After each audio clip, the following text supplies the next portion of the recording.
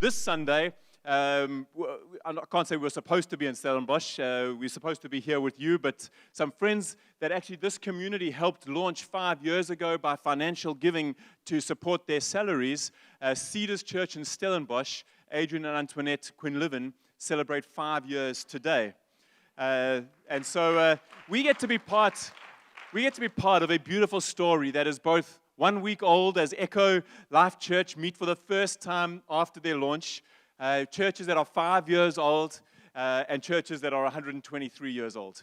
And in all of those, the life of God is able to be found in those environments. Do you know that you start to look like what you look at? Yeah? You look at your dog a lot, you can kind of tell. I mean, Ryan has a pug. It's kind of like a Boston Terrier. It looks like a pug to me anyway. A Boston Terrier, very handsome. He has a pig as well. But you look like what you look at. And this is the same thing for our spiritual formation.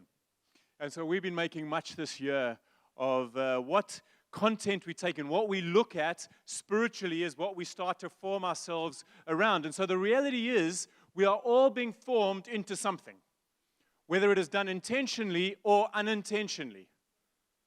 But Jesus taught us that He's come that we may have life and have it to the full. And so if He has come that we may have it to the full, I want to be formed intentionally because that's the life that I want. And so I don't want to take the risk of trusting an unintentional formation to take place and hoping that somehow I land up experiencing the fullness of life that Jesus had for us.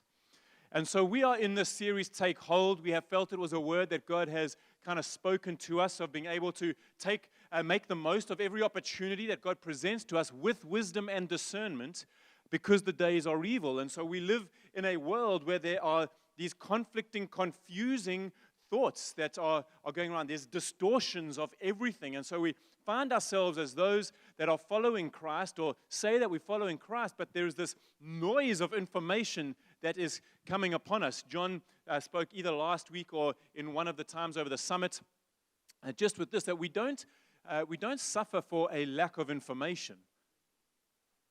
We actually suffer for a lack of discipleship.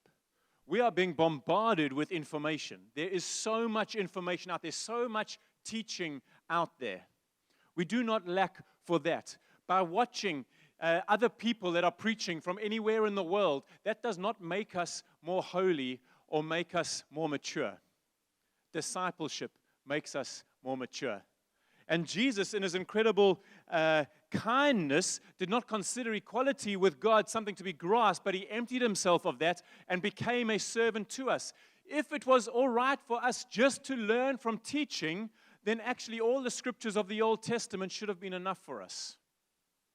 But it wasn't. Another plan had to be made, and Jesus decided that the best way, or the Godhead decided the best way to do that was for Jesus to become human.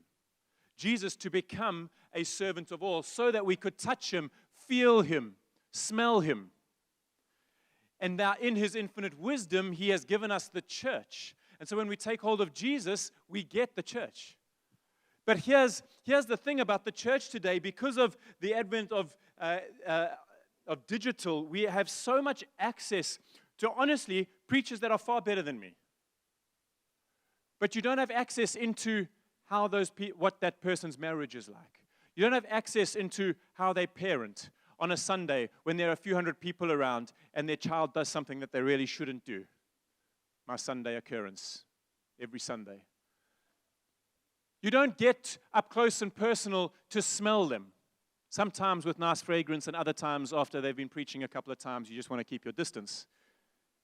But this is the gift that God gives us in having Ephesians 4 people that we're able to learn, we're able to be discipled within community, we're able to know one another, we're able to get into each other's homes, we're able to get into each other's marriages, we're able to see how we parent, we're able to see how we manage finances, we're able to see all of those things. And so our encouragement to you this year is please be more committed to this community than you are to the communities that are online and digital and to every preacher and every other person that you're listening to. I'm not saying don't listen to them. What I'm saying is be more committed to the real people that you can smell, touch, and feel, that you can be discipled by.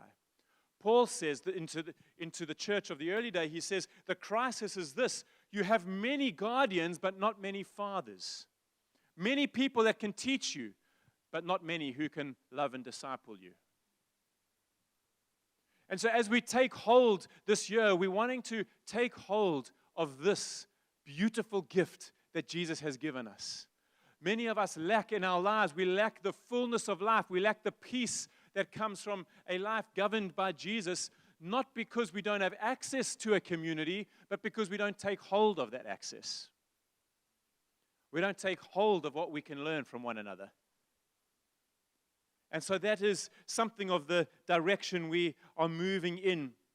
I love some of the thoughts that John presented, some of the statements that John presented last week as we were looking at what it means to have a generous life. And he was just saying a generous life is not rooted in giving. A generous life is rooted in love.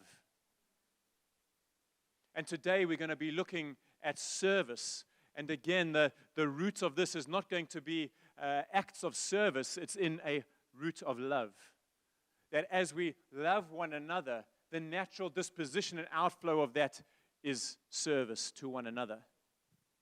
And even as Jesus did not consider equality with God something to be taken advantage of, but emptied himself of, he came in the form of a servant in order to love us. We are being spiritually formed, friends, and so let's do it intentionally and not by neglect. So I'm going to look at a few things, and then we're going to land it in something very practical today in the appointment of 2 new eldership couples. But we've been talking a lot about actually a family. What makes family identifiable is that you kind of look like one another. People can tell who our children are because they look like either Jax or me, or a mix of us both. But also you behave in a certain manner. Don't take your cue off of my kids. They are still in training. They're learning the ways of the Mun-Gavins. But we are the Anthem family, and so there's a way that we do things. We have our value, we have our culture statements all written on the back as you enter into the auditorium and as you exit the auditorium. But those cultures are rooted in a value system. That value system you will find in every Christ-believing community because they are what it means to follow Christ. But the way we give expression to those things is our culture. And so if you are part of the Anthem community and you buy into the value set, which is to be Christian, but you're giving expression to that value set, something that's completely way out of who we are as Anthem, that's good for you, but it's not reflective of this family. It's not who we are. And so increasingly, as our private practices and our public expressions align, we start to be identified as, well, this is Anthem, and this is the unique imprint of God on this local church that partners with every other local church in this city to reflect something of the fullness of God in the city of Durban.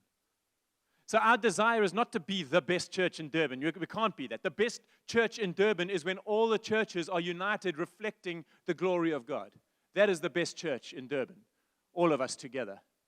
And that's what we will continually strive towards, that we will be blemish-free, wrinkle-free, spot-free, looking more mature and more beautiful as we go.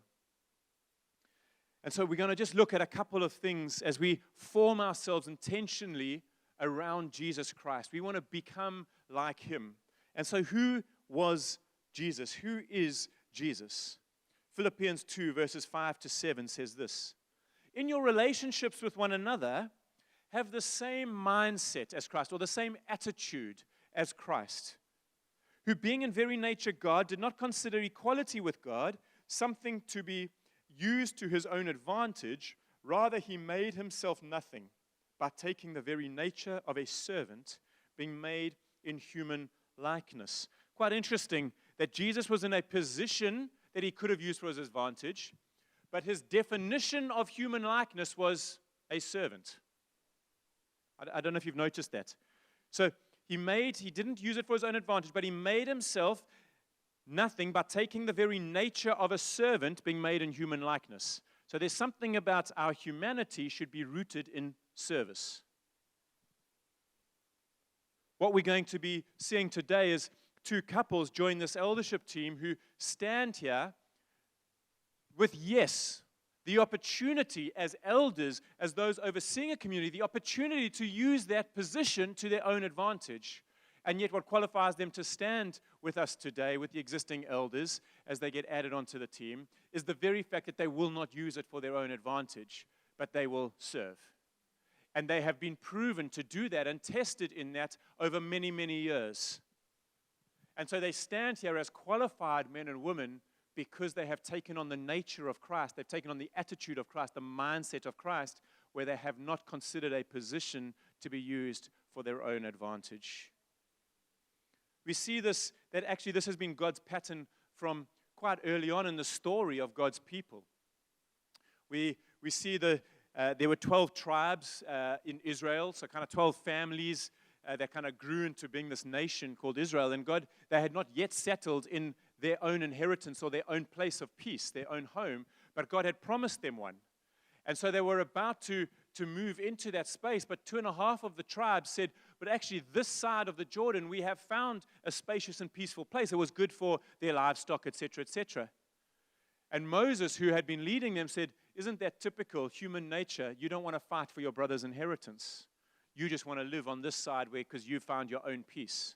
And so we pick up the story in Numbers chapter 32, 16 to 18, because actually what was in their heart was a very godly heart, not a very distorted human heart. And they came near to, we read this in Numbers 32, 16 to 18, and they, the people, the 2.5 tribes who had found their inheritance, they came near to him, to Moses, and said, we will build sheepfolds here for our livestock and cities for our little ones, but we will take up arms, ready to go before the people of Israel until we have brought them to their place.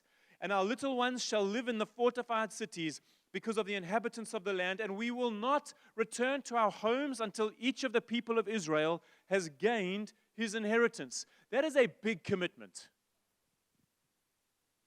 Put yourself in their shoes. There is an extended family line that have yet to move into their inheritance, into their spacious place. You've got little children. But you're making the commitment, I'm going to leave my little kids here in the safety of this fortified cities that we've built, but I'm going to go and fight for my brothers to come into their inheritance. And I will do whatever it takes. I will not return home until we have won. They had no idea how long that was going to take. No idea. Big commitment.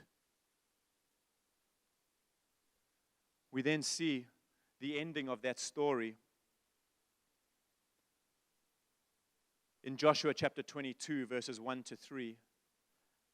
Then Joshua summoned the Reubenites, the Gadites, and the half-tribe of Manasseh, that was the 2.5 tribes, and said to them, you have done all that Moses, the servant of the Lord, commanded, and you have obeyed me in everything I commanded for a long time now. To this very day, you have not deserted your fellow Israelites, but have carried out the mission the Lord your God gave you.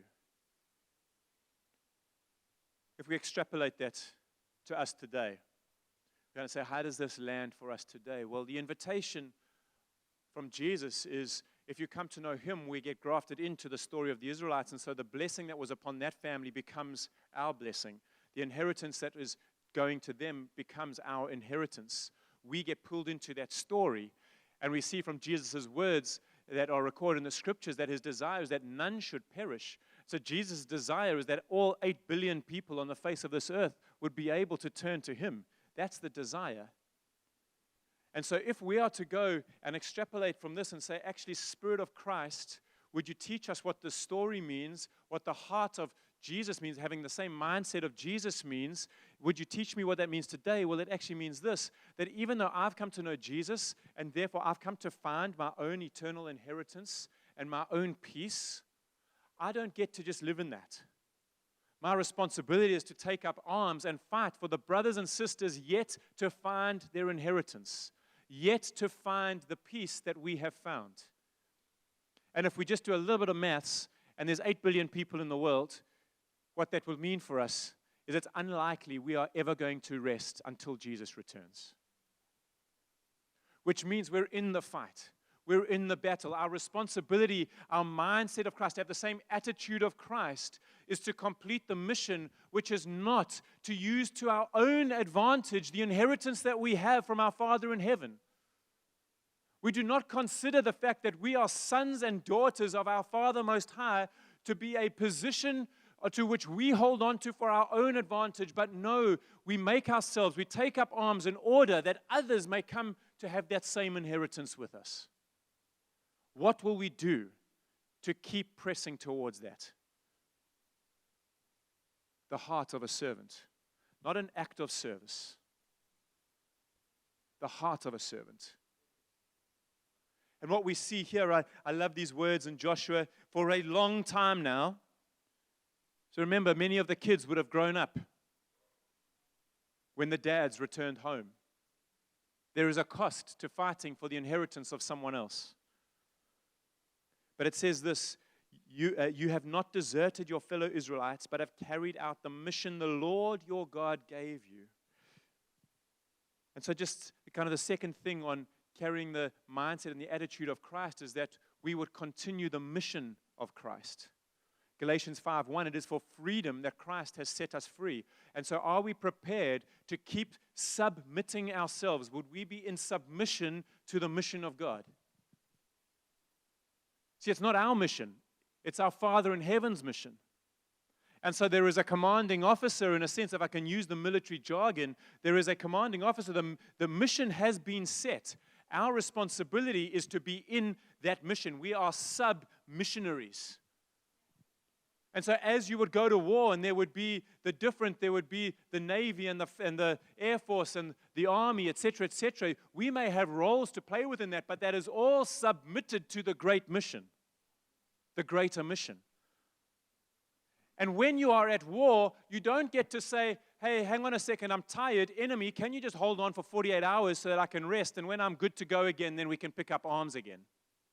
The enemy laughs at us when we're on the battlefield. And this is what it is to be a follower of Christ, what it means to be spiritually formed in Christ. The attitude of a servant. I do not consider it for my own advantage. You see, if I'm the determinant, if I am the master of the mission, then I get to enter and exit as I please. Today I have the emotional capacity to do this, so I'm going to do it. Tomorrow I don't have the emotional capacity to do it, so I'm out. Today I have the finances to do it. Tomorrow I don't have the finances to do it. Today I'm a little bit tired. Tomorrow I've got the energy. Like, we get to exit and enter. That's not the way a spiritual war works, friends. For a very long time. And that's why service is not based on our acts of service, but on the attitude of a servant. Because we will get tired of doing acts of service. But if our disposition is one of servanthood, it will be what flows from us all the time. Are you following me? Jesus himself desired for the mission to be accomplished a different way when he was on his way to his death. And he said, Father, if there is any other way, can it be? Let it be so. But he says, but not my will, but yours be done. And so as we are formed in the image of Christ, as we're formed in a spiritual formation towards Christ, it has to be as Christ would do. God, if there is any other way we could do this, but not my will, but yours be done. I am submitted. I am in submission to the one who sets the mission, our Father in heaven.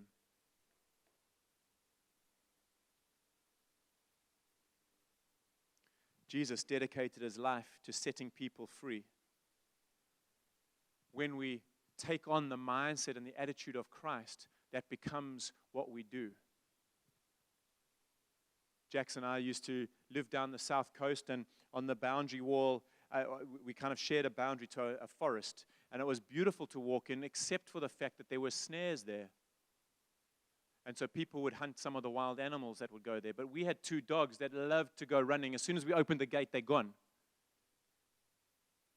And we used to dread the fact when we got home to find our dogs not there, that they would have gone into the forest where they used to love to walk and run, but get trapped in a snare. And we would go out for hours looking for them. Often when we got home late at night, they would be gone. And so we would go out with our torches. We'd go out in the dark. We'd go out in the rain looking for our animals, looking for our dog that had been possibly ensnared in the forest. We would have done anything to set our dog free, knowing, when a dog is injured, when an animal is injured or trapped, that thing may turn on you. You could be its master. You could be the one that it loves, but it doesn't know that you're going to not hurt it, and so it can snap at you even when you're trying to set it free. Sometimes, I don't know if you've ever seen those traps that some of those guys, those teeth are quite gruesome, and when you try to open it, I have caught my finger in one of those things before. It's not fun.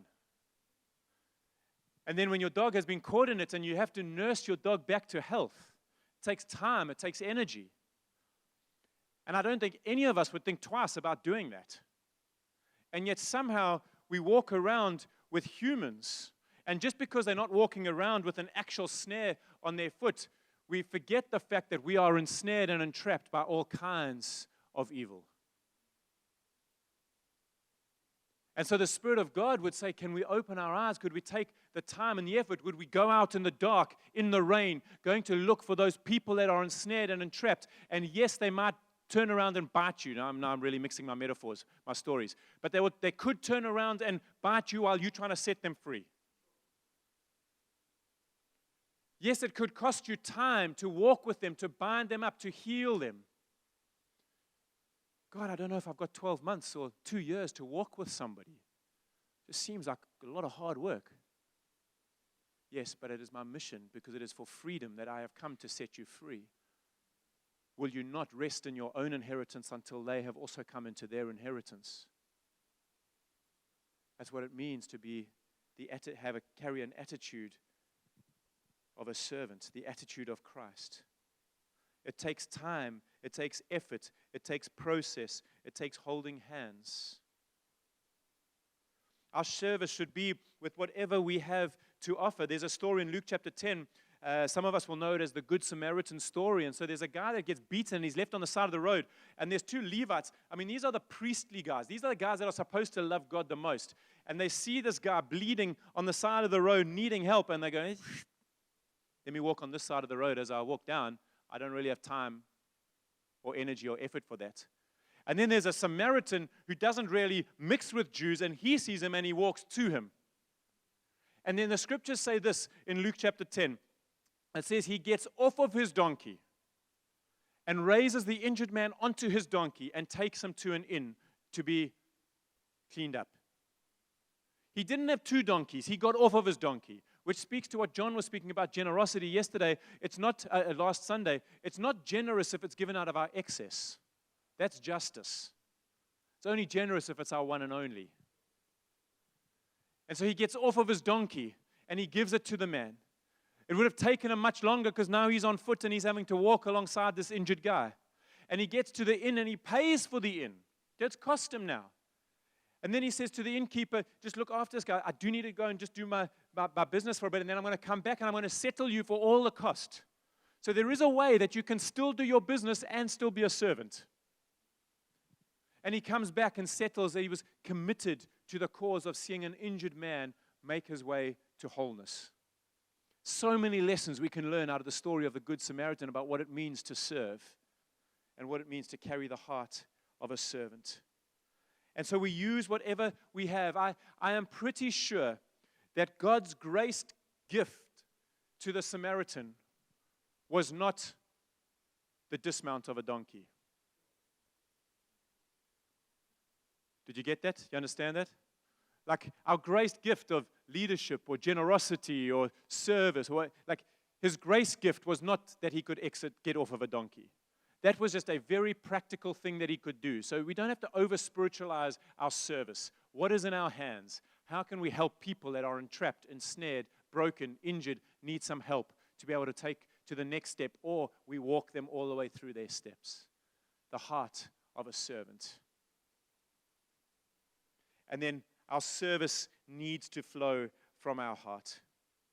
Jesus is in a discussion with the Pharisees, and the Pharisees are trying to catch him out. These are religious people, and they're trying to catch him out like, oh, what's the greatest commandment? We're going to catch you here. And Jesus just very accurately says this in Matthew chapter 22, verse 37. Jesus replied, love the Lord your God with all your heart, with all your soul, and with all your mind. This is the first and the greatest command. And then he doesn't allow the Pharisees to go, you see, we knew that. But he immediately links it. He says, and the second is like it, love your neighbor as yourself. And the word love there is agapeo. Some of you may have heard of that before. But its definition is this, the active love of a father towards a son. The active love of a father towards a son. And so what Jesus is saying here is this, that actually love, so what scholars have said, the best way scholars have been able to connect what love actually looks like is to recognize its active participation in the serving of another or others. So if you want a definition for love, this could be a definition. It is my active participation in serving you or another. So you cannot disconnect love from service, and therefore it is out of a heart of love. It is out of, because we have been loved, that we're able to be a servant. That we're not able to, we don't consider that we can take hold of the peace and the inheritance that we have found and just we live in our own happy, comfy worlds. But it's no, I have peace, I have inheritance, I have found my home, but I'm going to fight for my brothers and sisters, all 8 billion of them, until they come to know the same freedom that I have.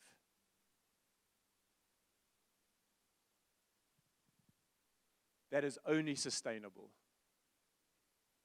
when we have the heart of a servant. It is not sustainable if we believe in just doing acts of service, because we will get tired and weary. And so what happens now? How do we land this in eldership? Well, Jesus has given us the church as a community. And we don't want to make more of this moment than what it should be made. And likewise, we don't want to make less of this moment than it should be.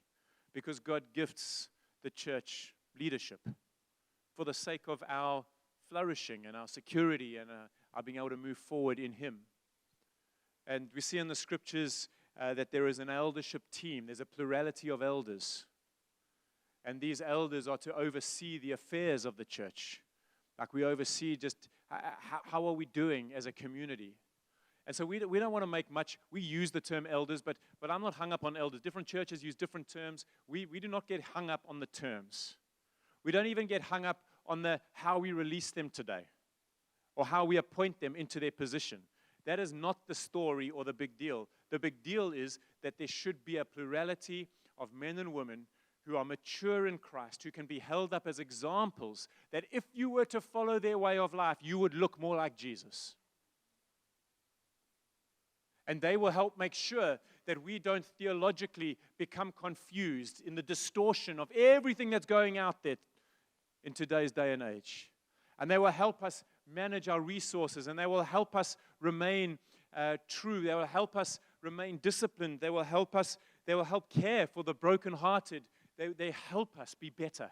They help us be more beautiful. And this is what God has given to us as gifts. And so when elders get appointed, when new elders get appointed, we always go, thank you, God. What is up for the next season? Because you're adding capacity. There's more, so there's more capacity. There's something new. There's a slightly different skill set, flavor that comes on. Maturity, yes. The family of Anthem, yes. But uniqueness as well. And that gets to be played into the story. And so we see 3 things, and then I'm going to call them up onto the stage. In Acts chapter 17, we see that God ordains times and places. If you go and read Acts 17, it says that He ordains the time and the place. And so I've put you here for this time so that some would be able to reach out to Jesus. So there's a time and the place. In Acts chapter 13, we read that the community's together. And God says, set aside for me so-and-so and so-and-so. And so we have 4 so-and-sos that are coming onto the stage, coming onto eldership. And so is Gert and Annelies, and so is Gavin and Nashara. And they're coming on to be part of it. And so there is a people set aside for me, a people.